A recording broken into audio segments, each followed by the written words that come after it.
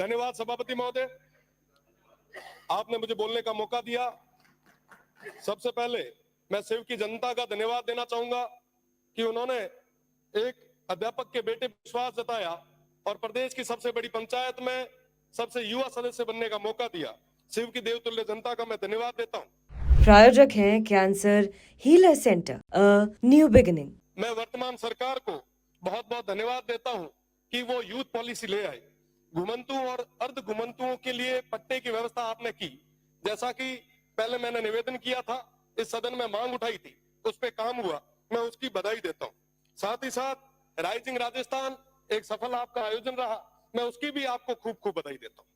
साथ ही साथ राइजिंग राजस्थान में हम सभी को जाने का मौका मिला, उसके एमओयू के बारे में पढ़ने का मौका मिला। रोज अखबारों में बहुत बड़ी बड़ी बातें उसको लेके लिखी जाती थी। 35 लाख करोड़ के एमओयू हुए, बहुत बढ़िया है, होना चाहिए, स्टेट आगे बढ़ना चाहिए, विकास होना चाहिए, बहुत ज्यादा जरूरी। और जब उसके अंदर देखा कि 35 लाख करोड़ के एमओयूज में और क्या क्या है, तब पता चला कि साहब 28 लाख करोड़ तो हमारे अक्षय ऊर्जा के हैं। बहुत अच्छी चीज है, सब स्टेट में ऊर्जा तो होनी चाहिए। अगर आप वेस्टर्न राजस्थान से ऊर्जा उत्पादित कर रहे हो,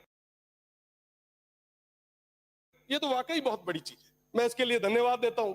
पर साहब, इसकी कीमत कौन चुका रहा है? इसकी कीमत आज के समय में वो सीमांत के लोग चुका रहे हैं। उस अक्षय ऊर्जा के नाम पे आप जितनी भी बिजली जनरेट कर रहे हो, आप बताएं कि इस स्टेट को क्या मिल रहा है उसके बदले। पावर ग्रिड से हम आंध्रा को, तेलंगाना को, बाहर देश के अलग अलग राज्यों को बिजली दे रहे हैं, क्या हमारे किसानों को पूरी बिजली आज हम दे पा रहे हैं क्या? पेल घर में ना जिका चीज जरूरत है उरी तो पूर्ति आप कराओ। आज के समय में हमारे किसानों को कहीं बिजली नहीं मिल पा रही। जो जमीन थोड़ी बहुत बची थी, ओरण और गोचर, उसको भी आपने पूरे तरीके से मल्टीनेशनल कंपनीज के चरणों में रख दिया। आज पूरे किसान बहुत ज्यादा परेशान है, पर उनकी बात कोई नहीं कर रहा।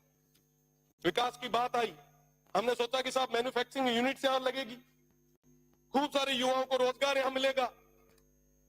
कई सारे लोगों ने तो कहा कि साहब विकास तो आपके वेस्टर्न राजस्थान में बरस जाएगा, आप देखो क्या होता है।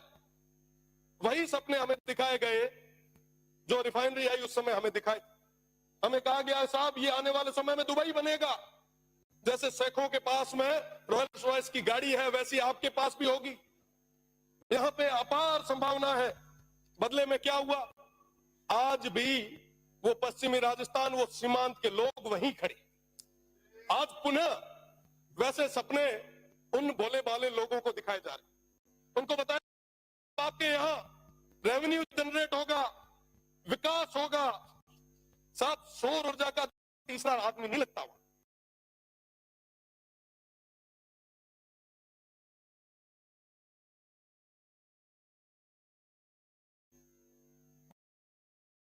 और रही बात दूसरी, पहले वो प्लेट साफ करने के लिए एक आधा कोई आदमी लगाया करते थे, आजकल तो उसका भी रोबोट आ गया।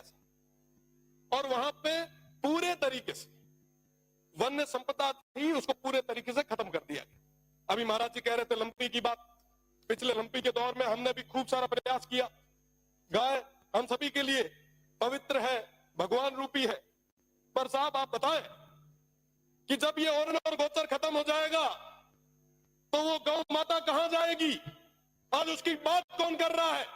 पिछले दिनों भैया गांव में ओरण पे अनैतिक तरीके से, अवैध तरीके से वो अलॉटमेंट हो रहे थे।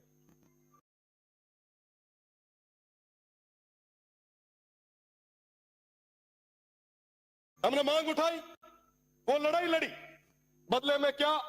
मुकदमे। क्या मुकदमों से डरा दोगे? क्या मुकदमों से दबा दोगे?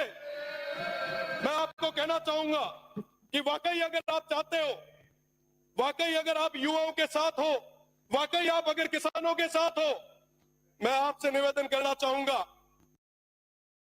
कि आप 70% अनस्किल्ड और सेमी स्किल्ड में प्राइवेट जॉब्स में रिजर्वेशन लाएं और कहें कि साहब जहां पे ये काम हो रहा है वहां के युवाओं को हम वरीयता देंगे। आप लाए? आप नहीं ला पाएंगे। मैं चैलेंज करता हूं, अगर आप ले आ पाए तो आप कहोगे वहां खड़े रहने के लिए हम लोग तैयार हैं। साहब, आज इस तरीके से आप ये जो काम कर रहे हैं वाकई बहुत दुखद है। लाखों की संख्या में खेजड़ियां कट रही है, वन्य संपदा खत्म हो रही है। आप याद करो तेजाजी महाराज को, बाबू जी को, हड़बू जी को, अमृता देवी जी को, जम्बेश्वर भगवान को। सब पर्यावरण के लिए उन्होंने क्या क्या नहीं किया, पर आज बदले में क्या हो रहा है? हम एक तरफ एक पेड़ मां के नाम लगा रहे हैं और दूसरे तरफ 100 पेड़ किसके नाम पे काट रहे हैं। जवाब मांगती है ये जनता, स्टेट देख रहा है।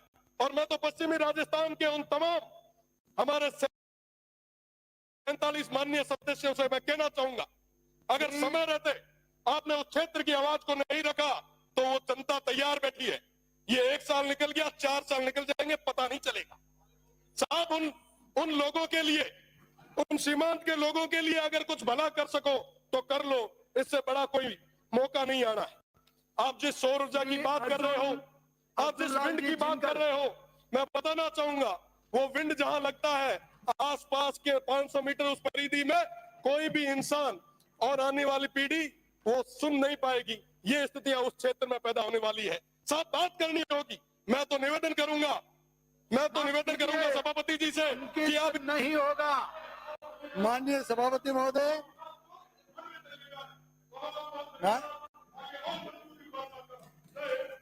प्रायोजक हैं cancer healer centre, a new beginning.